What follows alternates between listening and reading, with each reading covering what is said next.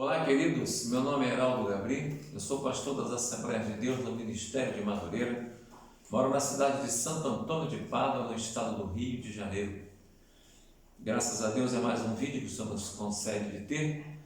E antes de começarmos o vídeo, nós queremos pedir a você que ainda não é inscrito, que faça a sua inscrição. Nosso canal é o canal Aos Confins da Terra.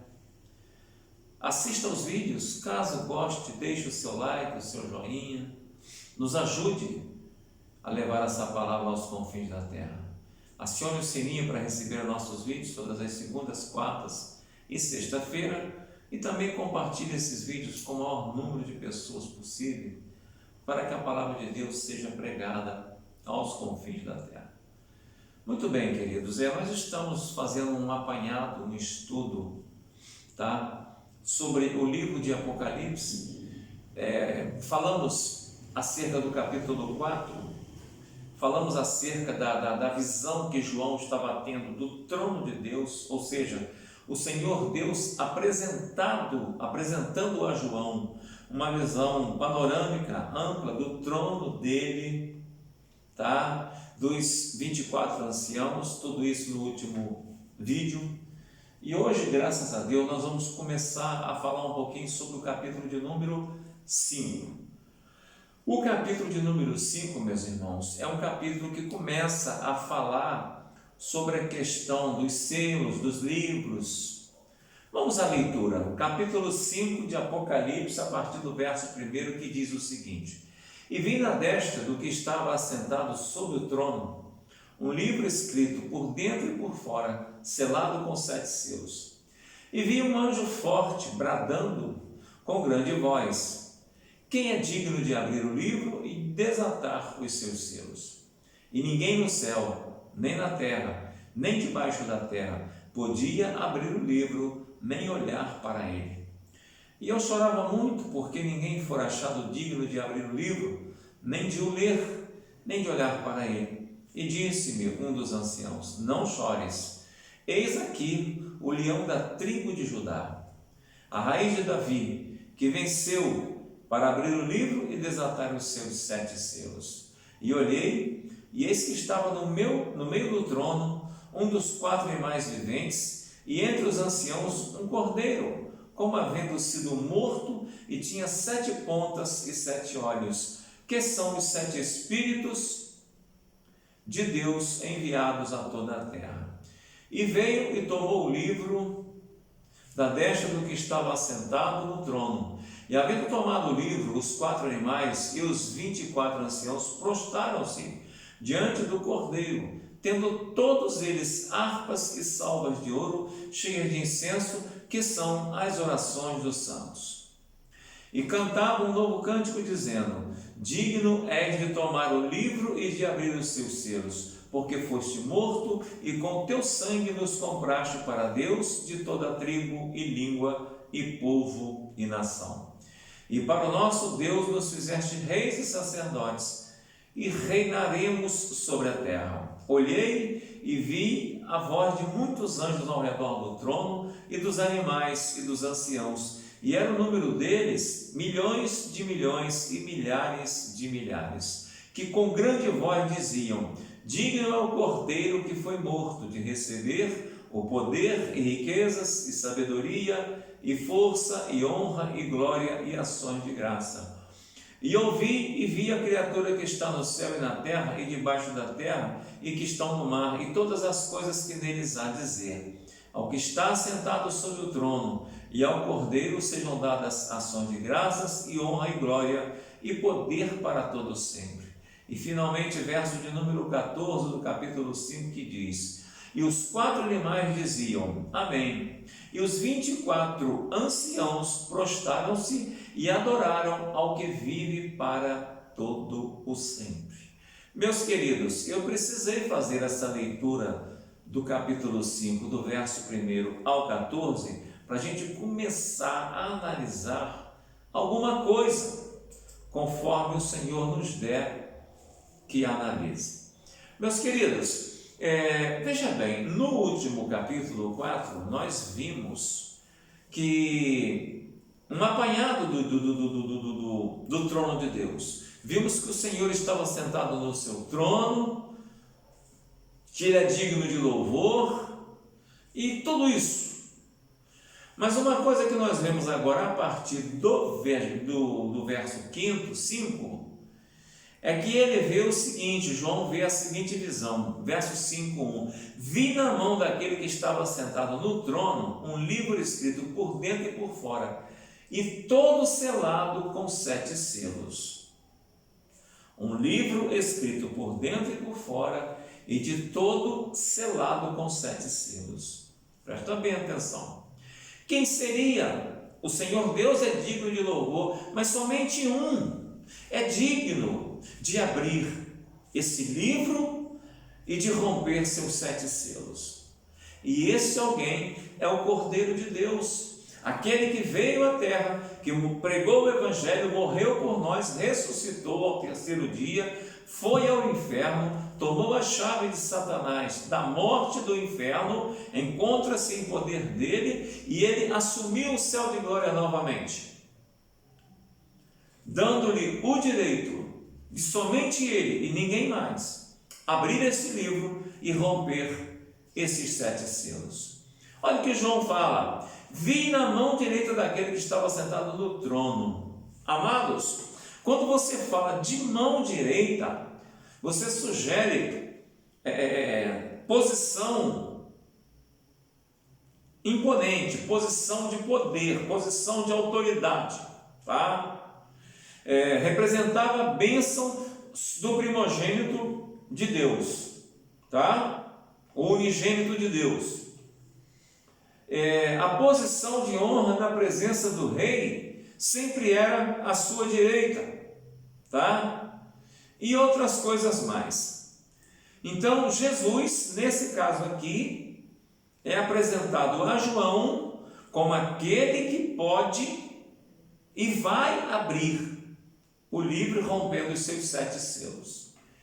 Presta bem atenção: um livro escrito por dentro e por fora, de todo selado com 7 selos. O livro, no caso, queridos, seria um rolo, tá? A gente, quando fala livro, nos arremete hoje, devido ao adiantamento da tecnologia, um livro seria um compêndio assim, tá?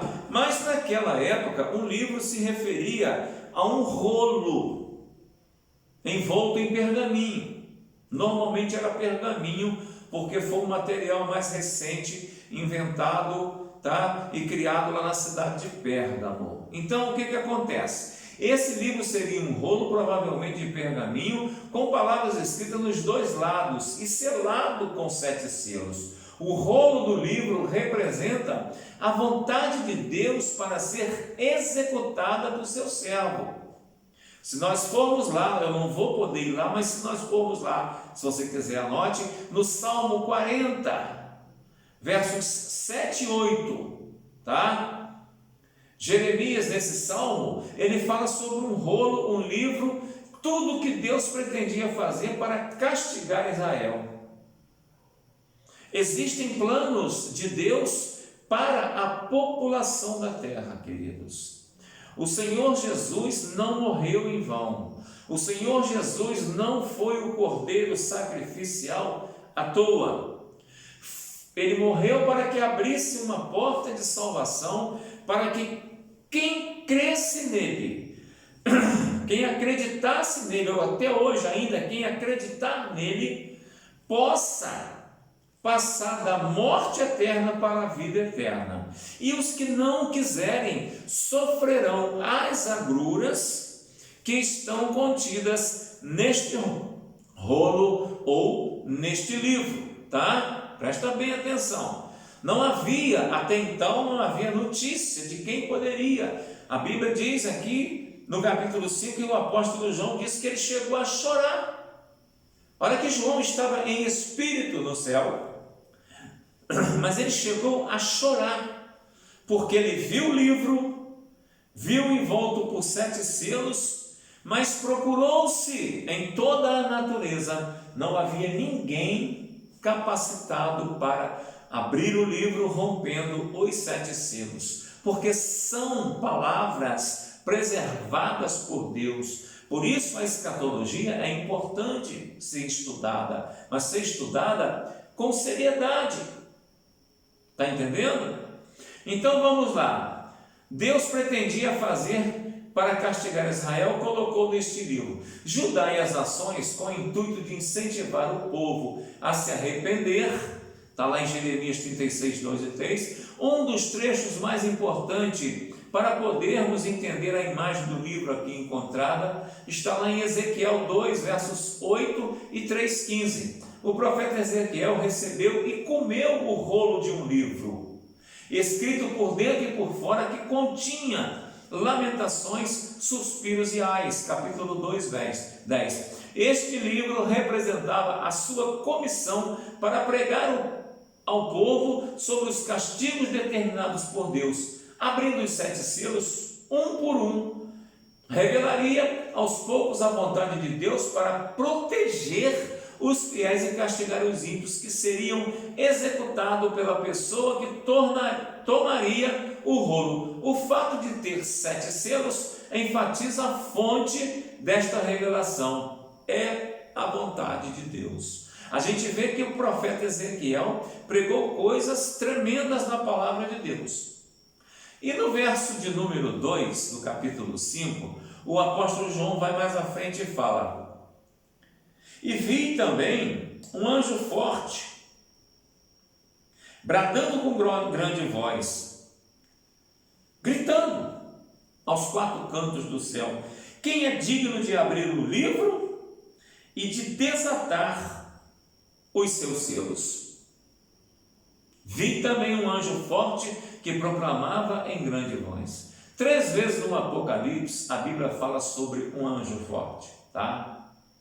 Aparece como servo de Deus. Aqui o papel deste mensageiro é perguntar em voz forte, deixando bem clara a vontade de Deus de achar a pessoa certa para a tarefa importante de abrir o livro. Não podemos esquecer, queridos, que o livro de Apocalipse, ele foi escrito por João, mas quem estava ditando o livro, quem estava mostrando os acontecimentos, quem estava influenciando a escrita era o próprio Jesus. Era o próprio Jesus.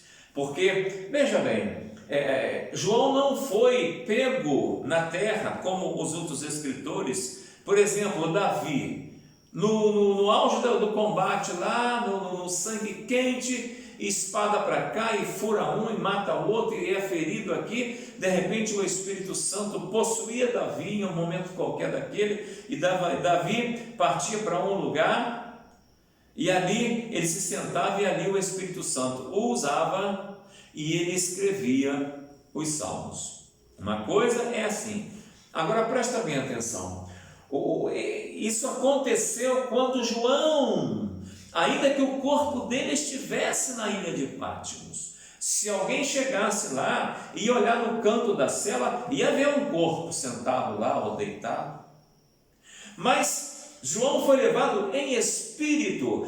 Explicar isso é muito complicado. Por quê? Porque o Senhor tem as suas maneiras de trabalhar. E o Senhor Jesus usou dessa maneira, assim como fez com Paulo.